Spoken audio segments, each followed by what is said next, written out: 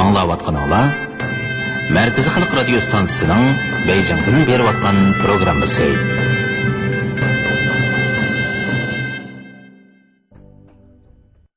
Assalamu alaykum hürmetlik radyo anlıqıcılar. Adabiy anlatış programımızda anglışınlarını qarşı alımız. Bugünkü programımızda yazğıcı Farhod Jilanning Orxun shajarasi nomli tarixiy romanining davomini anglatamiz. Oldimizga bo'ri chiqdi. Bu yaxshilikning alomati. Qadimgi ajdodlarimizni ko'k bo'ri nijotlik yo'liga boshlab mangandek ish bo'ldi. Endi safarimizning qutuq bo'lishida shak yo'q. Topqaç degan topqaç, biz degan turk. Bizning o'zimizdan tutgan yo'limiz bor. Bizning e'tiqodimiz boshqa. Padişahimiz Sozul Alildi o'zining orzuliq qizini sizlarga yotliq qilish orqali do'stligimizni yanada kuchaytirmoqchi bo'ldi. Tangri o'g'li Xanshenzunga bo'lgan cheksiz sadoqatimiz bilan jon familiyaliklar jamiyatini yo'qitib, o'rnini qutqizish uchun yurish qilyapmiz. Ushtum to'rt qirg'izlar kelib qoldi. Biz qo'shinlarimizni birlashtirib jangga chiqaylik. Hozirgi birinchi ishimiz jang qilish.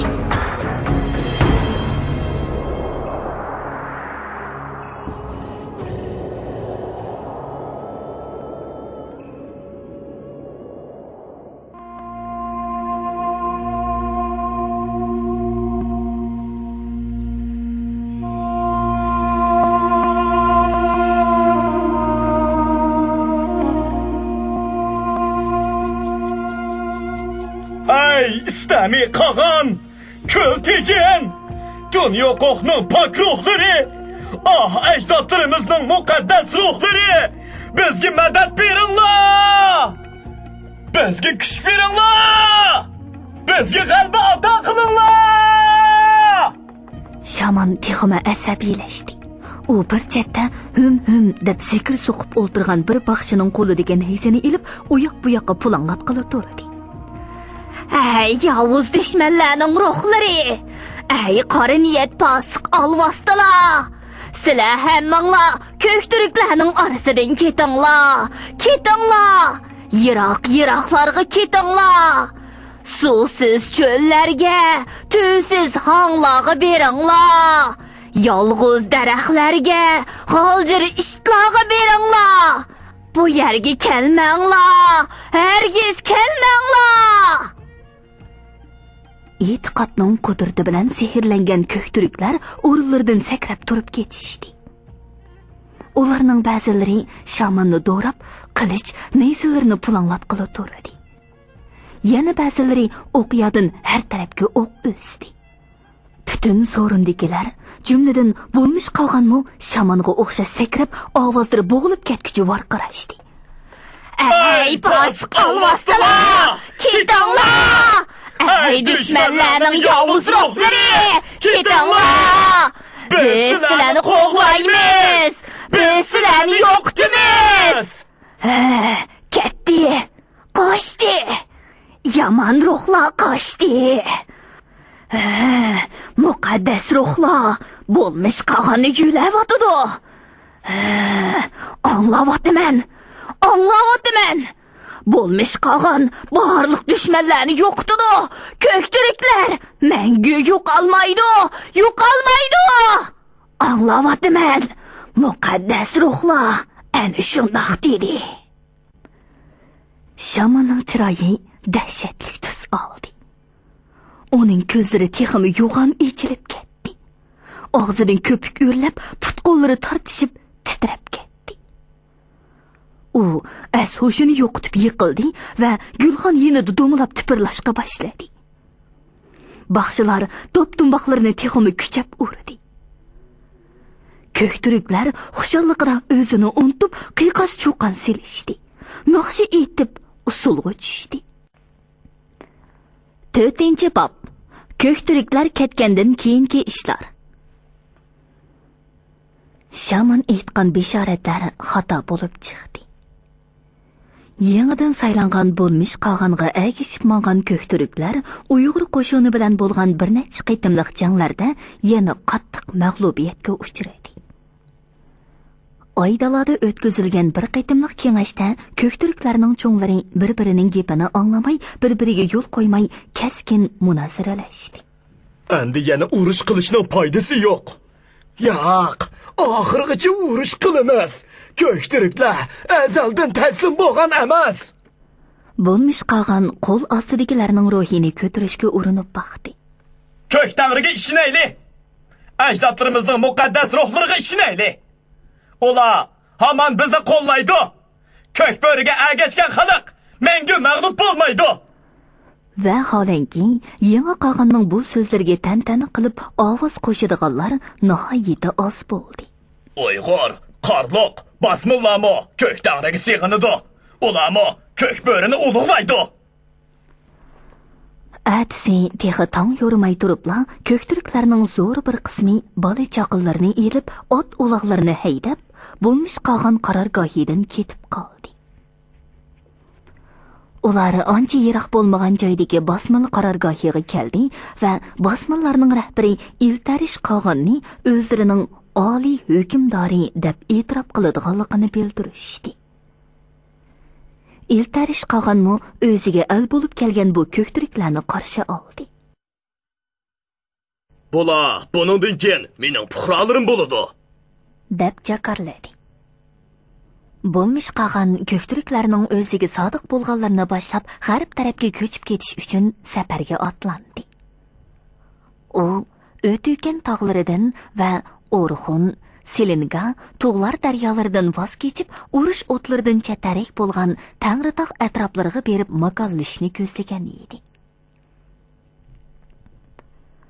Oradan uzoq o'tmay, Basmil, Uyg'ur, Qarluq ittifoqi o'z ichidan parchalanishga yuzlandi.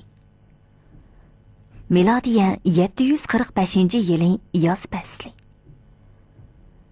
Nasllik org'amoqlarga mingan 1000 Uyg'ur chavandoz tuzlanglik va idirliqlarni oralab tez ilgirlab kelmoqda edi. Ular egiz va kang to'piligi chiqqanda to'xtadi. Otdan tushib, chedir tikinglar. Mush yerda dam olamiz, deb buyruq tushirdi ularning boshlig'i va o'zimi otdan tushdi. Botasun buqa etining tizginini yetalab boshlig'ining oldiga keldi. Ijozat bo'lsa, bir gapim bor Tarxon janoblari. Mazkur 1000 kishilik Uyg'ur qo'shinining boshlig'i Inonchu To'nbag'a Tarqon ko'zlaridan qaysarligi chiqib turadigan yosh ham kelishgan kishi edi. Uning bo'y basti ancha egiz bo'lmasa-mu, yurish-turishlaridan sog'lomligi va kuchlikligi chiqib turadi. U do'lqinsimon budurlashib turgan uzun qo'ng'ir sochlari ustidan qizil tovar yog'liqni ching tartib chekib olgan. Qisqa kimxob yektak ustidan po'lat qasroqliq sovut va ostiga qoplon terisidan tikilgan chipar shim. Qora xurum o'tik kiygan bo'lib, butun qo'shindikilardan alohida farqlanib turadi. Chunki boshqa jangchilarning hammasi holqisimon temir sovut va dubulg'i kiyishgan edi. Xo'sh, nima gaping bor, ey Botasun buqa? Gapim shuki, Shavkatlik bog'a Tarqon. Manzilimiz yiroq emas. Qutlug' bo'ylar yog'lar qarshotning qarorgohiga ozli qoldik. Bu yerda chedir tikmasdan yo'limizni davomlashtirsak bo'lmamdi. Bo'lmaydi. Qorong'i tushishga ozli qoldi. Hozir yayloqlar tinch emas. Do'stmi bor, dushmanmi bor degandek. Agar kechida kutilmagan voqea bo'lib qolsa, bu mudofialanishga aplik joy ekan. Xo'p, tushundim.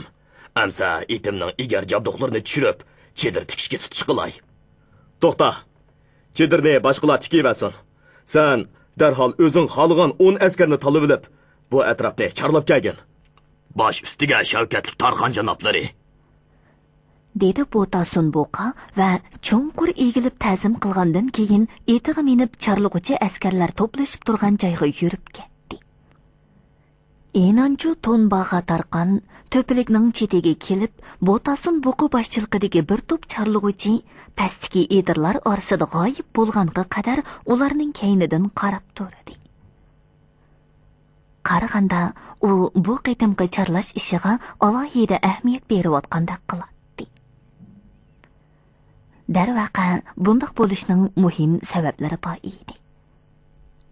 Oxirgi kunlarda Uyg'urlarning rahbari Qutlug' bo'yla Yag'la Qarashat bilan bosmonlarning yangidan taxtga chiqqan qog'oni iltarish o'tirsidagi munosabatlar jiddiylashib qolgan edi.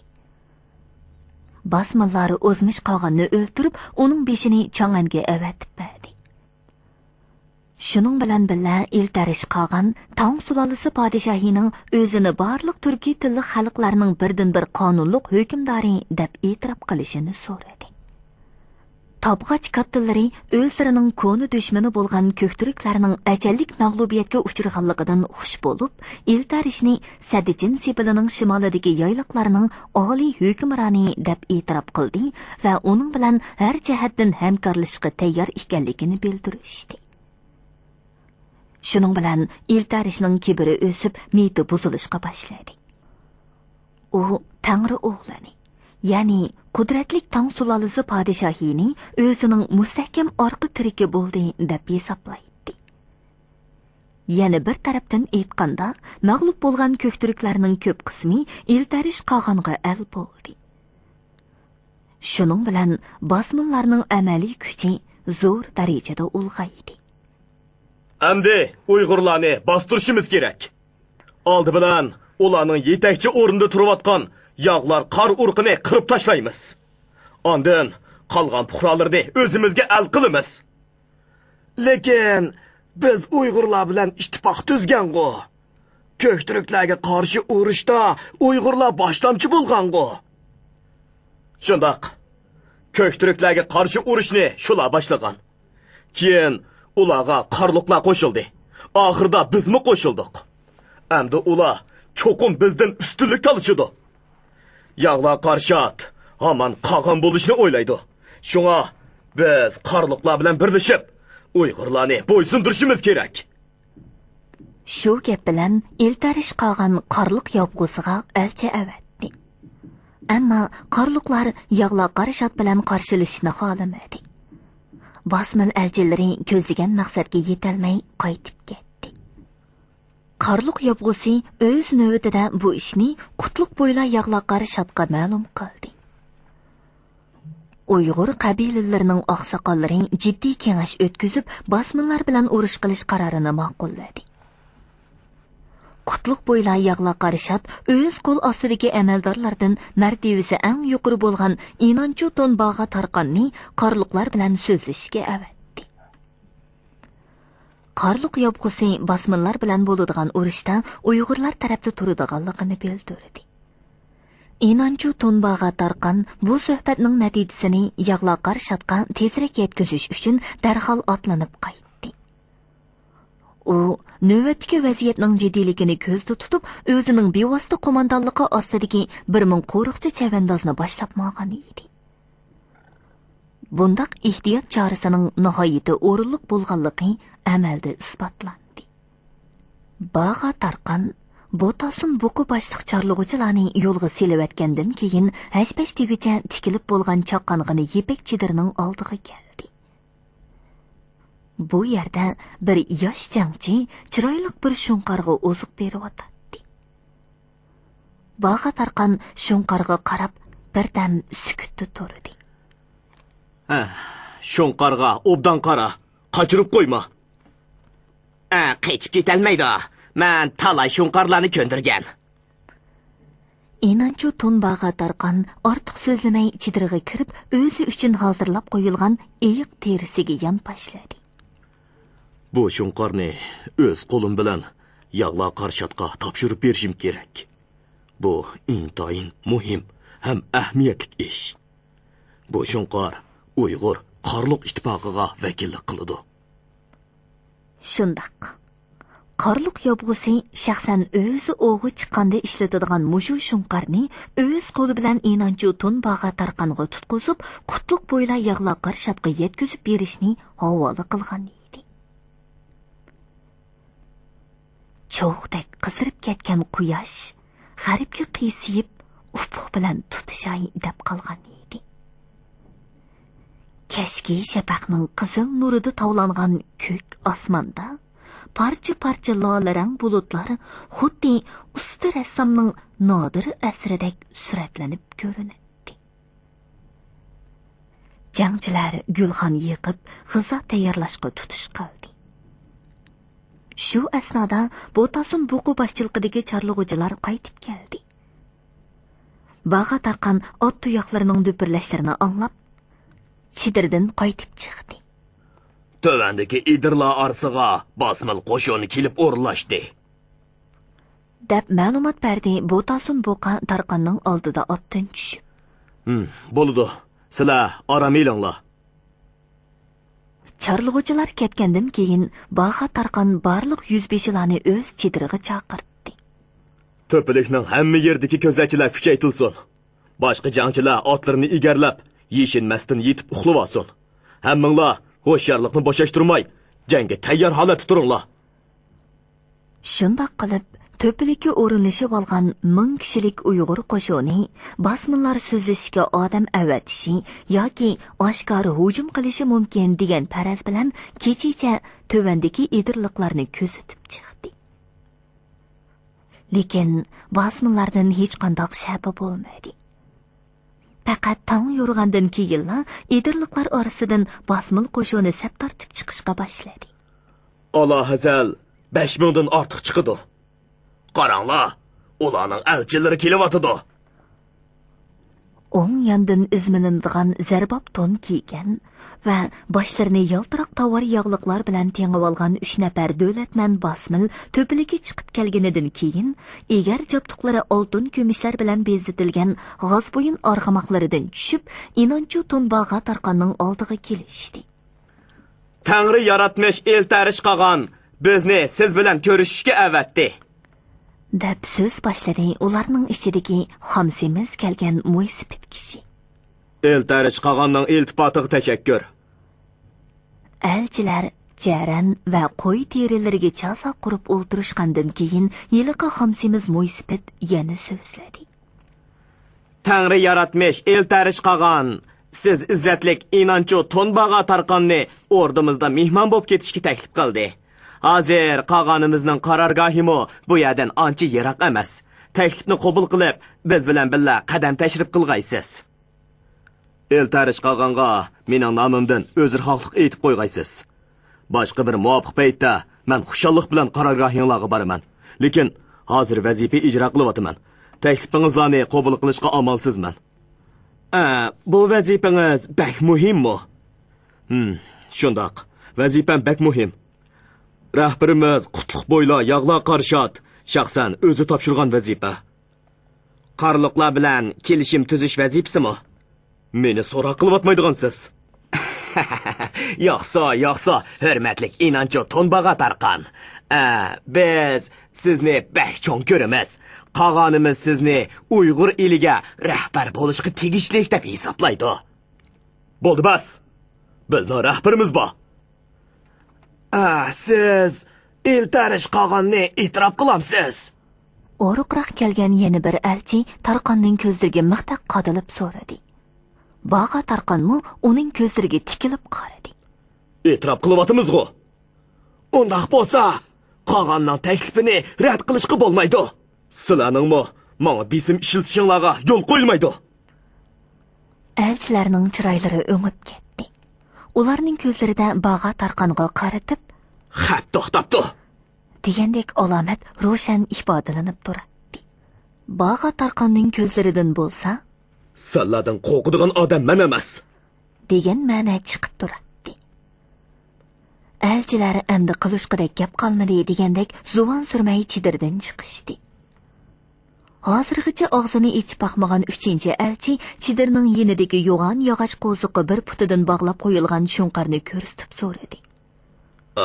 Bu qarliq yobg'usi bergan shunqarmi? Shundoq. Buni qanday uqdinglar? Xamsimiz elchi xuddi qora munchoqdek kichkina do'gilak ko'zlarini qisib mug'ambarlarcha kulib qo'ydi. Bizning hammamizning tilimiz bir.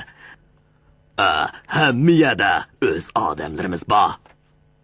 Qarliqlar ichida ularning oyg'oqchilari bor ekanda. Bu shunqarni bizga bersangiz yaxshi bo'ladi. Bizga bersangiz bo'pti ekan. Әмді баға тарқан açığını yoşuralmay qaldı. Sizlar bizning g'ururimizni dafsanda qilmoqchimi? Bu qarliqlar rahbarining qutlug' bo'yla yog'lar qarshatqa o'z qo'li bilan taqdim qilgan sovg'ati. Bu shunqarga hech qanday odam ko'zini qizartmasin. Ammo lekin bu shunqarni bizga bermisangiz, bizning g'ururimizmi dafsanda bo'ladi. Shundoq. Bir toifining boshlig'i bo'lgan kishining shunqar taqdim qilishi odatdagi ish emas. Shunqar taqdim qilish qarish tarafni qolgan o'rnida ko'rganlik bo'ladi. Vaholanki, yog'lar qarshat qolgan emas. Ajibo, qarliqlar eltarish qolganni unutib qolganmidi, ha? Üç elchining orqa-orqadan qilgan gapini anglab, баға tarqanning siyaqida takalluf ifodasi butunlay yo'qoldi. U beshini egiz ko'tirib, elchilarga o'tkir ko'zlari bilan tikilib qaradi. O'zaro qandoq sovg'a almashtirish o'zimizning ishi. Sizlar bilan hech qanday aloqasi yo'q. Maqsadinglarni bilib turibman. Sizlar bu shunqarni Uyg'urlar bizga topshirib berdi deb ihvo taqib, qarliqlar bilan bizning oramizga ziddiyat solmoqchi bo'lyapsizlar. Bo'ldi. Qaytib ketinglar. Elchilarni qabul qilish tamomlandi. Shu gap bilan Inanchu To'nbag'a tarqan keyniga burildi-da, hech kimga qaramasdan chedirg'i kirib ketdi. Basmil elchilarining ishidagi yoshroq kelgan biri qiyni qiziq odam bo'lib chiqdi. U o'zini besib ololmay shunqarga qo'lini uzatgan edi, chedir oldida turgan qarovul uning beligidan kip qilib tutib oldi-da, qattiq silkib ishtiribdi. Yana bir askar qilichini qiynidan shart qilib sug'urib oldi. Elchilar tez-tez mengib to'pilikdan tushib ketdi. Bu qaytimqi g'ayri do'stona suhbatning bir temasiga aylangan yiliqi shunqar bo'lsa, bahramon holatda oldidagi bir parcha xom go'shtni o'tkir tirnoqlar bilan qomillab, ilmak tumshuqi bilan yo'lib olib, oldirmay yutmoqda edi. Basmil qo'shinining sarkardasi elchilarning ma'lumotlarini anglagandan keyin qo'l ostidagilarga to'pilikni ko'rsatib hujum qilish buyrug'ini tushirdi. Üstü-beshi po'lat temir bilan niqoblangan 5-6 ming otliq askar qilich nayzalarni pulanglatib, cho'qan silib, hayva qilib to'pilikka tashlandi. Inanchu To'nbag'a tarqan o'zining bo'yliq chada etig'i minib, qilichini yalang'ashladi va o'z atrofiga yig'ilgan 105larga yangroq ovozda buyruq berdi. Jangga tayyorlaninglar! Uyg'ur jangchilari allaqachon tayyor edi. Basmillar to'pilikka yamrab chiqishga boshladi. To'pilikdagilarmi otlarini devitib, ularga uduldan qaytirma hujumga o'tdi. Ikki tarafning oldingi saplari to'qnashdi. Uyg'urlar yuqoridan tushayotgan bo'lg'achqa, egilgan o'rni jihatda belgilik afzallikka ega edi. Баға tarqanning mushu to'pilikni qo'nalg'u qilishga tanlaganligi haqiqatanmi oqilona tadbir bo'lgan edi. Jang boshlanish bilan bosmillarning qo'laysiz o'rniga tushib qolganligi ma'lum bo'ldi.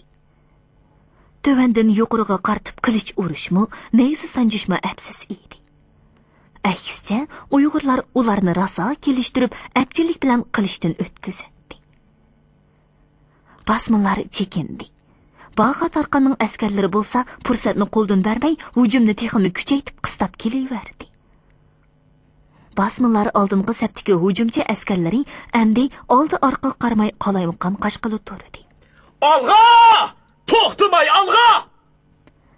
deb farqiraydi Inanchu To'nbag'a tarqan qarshi tarafning o'zini o'ngishib olishiga fursat bermaslik uchun. Her qaysi 105larmi bu foydali vaziyatdan to'liq foydalanishga oldirib, o'z jangchilarining oldiga o'tib, dushmanni qirishda o'lgu ko'rsatdi. To'pilikning qaptallarida bosmillar jasadlari barbara tez suratda ko'payishga boshladi. Uyg'ur qo'shini Баға tarqanning yo'l boshlashi bilan bosmillarning saplarini bo'sib o'tib, kang dalg'a chiqdi. Basmillarning sarkardasi o'z qo'shinining son jihatdagi ustunligiga ortiqcha ishinib ketgan edi. u to'pilikda qo'nalg'ug'i to'xtagan uyg'urlarni bir hujum bilan terib eran qilib o'tishni o'ylagan edi. Biroq ahvol uning o'ylaganidek bo'lmadi. Uyg'ur qo'shinining chaqmoq tezligida qattiq zarba berishi natijasida bosmonlarning saflari qalayma-qolishib ketdi. Ba'zilari jinnini qutqizib qilish uchun otlarini qamchilab qashqala turdi. Ba'zilari qandoq qilishini bilmay bir turib qochib ketayotgan sapdoshlarining keynidan mangsa, yana bir turib minglagan ot va odamlarning ma'lumotchiligi ichidan o'z qo'mondonlarini izlab u yoq bu yoqqa ko'z tashlaydi. Bu chaqqicha Uyg'urlar Inanchu Tonbag'a tarqanning bir tutash qo'mondonligi ostida jang maydonidan tartiblik chekinib chiqib, otlarini xuddi cho'l shamolidek tez choptirib ketdi. Bosmonlar ashushini yig'ib olib, ularning orqasidan qo'g'ladi. Uyg'urlar qilishlarini qinlariga selib, o'qyonlarni ishqa selishdi. Ularning keyniga qartib atgan o'qlari qo'g'lug'ichilarni yana bir-birlab yiqitqili turdi. Bosmonlar oxir Uyg'urlarning cho'ng qo'shiniga uchrab qilishdan ansirab, qo'g'lashdan to'xtadi. Qutlug' bo'ylar yag'loq qarshat o'zining ozodi yepak chidirida Inanchu Tonbag'a tarqanni qabul qildi va uningdan bo'lib o'tgan voqeani anglab dahshatli g'azabga keldi. U o'rnidan dasturib tashqariga chiqdi. Chidir oldida qushchi yigit yiliqi shunqarni belikiga qo'ndirib kutib turgan edi. Yag'loq qarshat shunqarning qanot quyruqlarini silashtirib qo'ydi.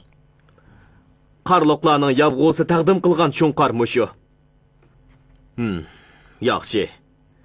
Demak, qarloqlarga ishonsak bo'ladi ekan. 2 kundan keyin Qutlug' bo'ylar yag'loq qarshat Uyg'urlarning zo'r qo'shinini boshlab bosmonlarga yurish qildi. Bu zodi nima uchun? deb o'ylaydi Botasun Buqa yurishga otlangan 9 o'g'iz qo'shini ichida etini yo'rg'ilatib ketib o'tdi. Biz hammamizning tilimiz bir.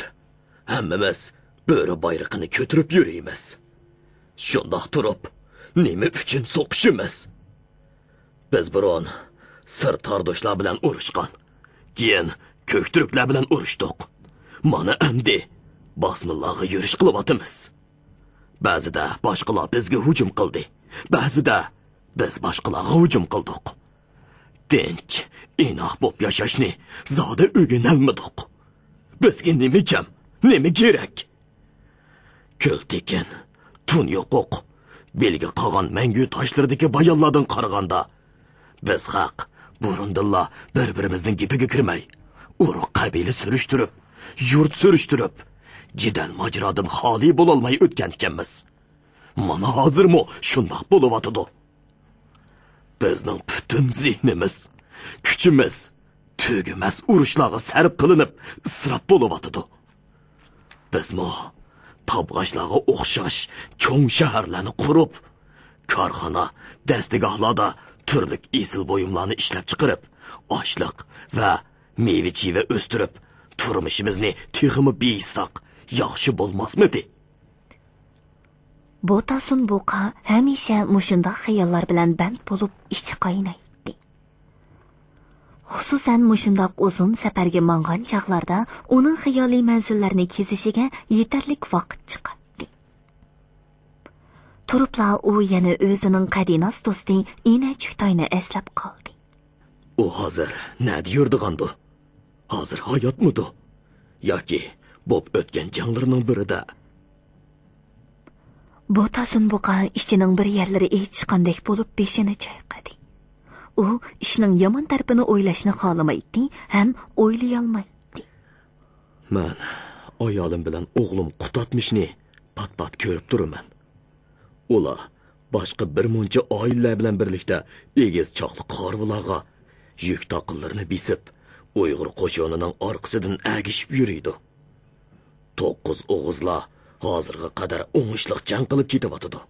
Shunga xotin bolalarga xavf yetmadi. Lekin ko'kturuklar orasida yurgan Ina Chutayning oilasi qandoq bo'lgandi? Mening bo'lg'usi kelinim Odar qiz hozir omon esenmi? To'xtanglar. Bargoh qurilsin. Shamoldek arg'amoqlarga mingan choparman yigitlar qo'shinning u chetidan bu chetiga chepib yurib, yog'loqar shotning buyrug'ini yetkazdi. Botasun buqa xiyollarni bo'lib, o'p jo'risiga ko'z yugurdi. Tüz yeşil o'tloq toki oldi tarafda hayvatlik qad ko'tarib turgan o'tükan tog'larining etaklarigacha kang yeyilgan edi. O'tükan bag'ridagi jirolardan balqib tushgan suzuk tog' suvlaridan hosil bo'lgan sho'x daryo Uyg'ur qo'shinining oldidan o'ynaqlab eqib o'tmoqda edi. Ko'k osmonda parcha-parcha oq bulutlar larsan laylab yuradi. Eltarish qog'onning turalg'isiga yaqinlik kep qoptiqda. Dab o'yladi Botasun buqa etidan tushib. U basmalar o'tükan bag'riga, ya'ni sobiq turk xonlarining yoziq turalg'isi bo'lgan yerga o'z qarorgohini qurdi deb anglagan edi. Mana endi 9 o'g'iz xalqining yig'loqar urug'idan chiqqan va shot unvoni bilan tonilgan rahbari shu yerga qo'shin tortib keldi. Qutlug' bo'yla yig'loqar shotning qo'shoni dolig'i kang yeyilib bargoh qurdi. Chedirlari tikildi. Gulxanlar yiqilib, qozonlari esildi. Xillangan nasllik arg'amoqlarga mingan chevar chorlug'uchilar taraf-taraflarga chepib ketishdi. Basmanlarning chorlug'uchilarimi yeli u yondan, yeli bu yondan paydo bo'lib, Uyg'urlarga ko'z yetgudek orliqqicha kelib, yana otlarni o'ynaqlatganicha quyundek uchib ketib qoladi. Qorong'u tushdi. Her ikki tarafning bargohlarida sonsiz gulxanlarning yolqinlari pildab ko'rinib turadi.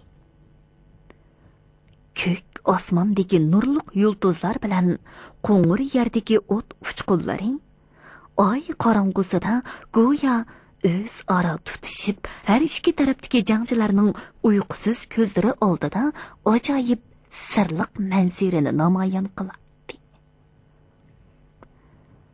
Her ikki tarafdagi jangchilardan tortib sardorlargacha hamma odam atigi kunning taqdirini belgilaydigan kun bo'ladiganligiga ishonadi.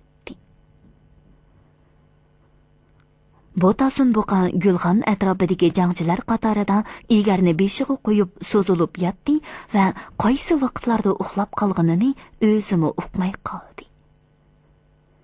Ishqilib u ko'zlarini ochganda tong quyoshining dastlabki nurlari ufuq sizqini yo'rtishga boshlagan edi.